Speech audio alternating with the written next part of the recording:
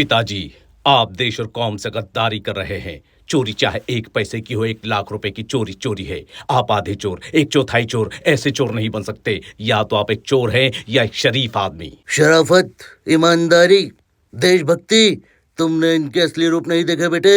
बाहर से तालीम हासिल करके नए नए आए हो ना, इसलिए ऐसी बातें कर रहे हो। दुनिया में ईमानदारी नाम है भूखे मरने का, शराफत कहते हैं बिक जाने को, और देशभक्ति सिर्फ एक नारा है। जिसने जितना ऊंचा लगाया उतनी बड़ी गद्दी संभाल कर बैठ गया।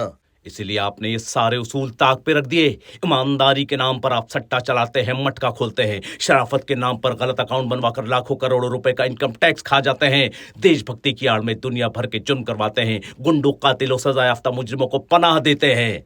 ये तस्वीर का सिर्फ एक रुख है बच्चे।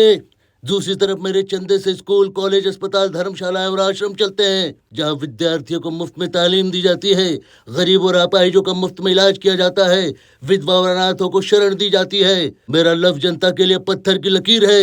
लोग मुझे धर्मात्मा कहते हैं। आप समझते हैं कि मटके के जरिए हजारों लाखों घर तबाह करके चंद गरीबों के मुंह में रोटी डाल दी तो आप धर्मात्मा बन गए। शहर में 100 खून करवाने के बाद 10 आदमियों के जख्मों पर मरहम लगा दिया तो आप धर्मात्मा बन गए। स्मगलिंग के जरिए देश को करोड़ों अरबों का नुकसान पहुंचाकर चंद यतीमों के आंसू पोंछ दिए तो आप धर्मात्मा बन गए। नहीं पिताजी, नहीं।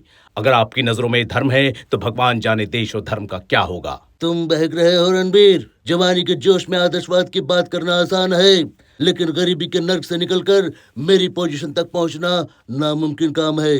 मैं इस देश के उन चंद अमीर आदमियों में से हूँ जिन्होंने समाज को अपने घुटने के नीचे दबा रखा है। आप यकीनन समाज को अपने घुटनों के नीचे दबा सकते हैं पिताजी, लेकिन कानून को नहीं।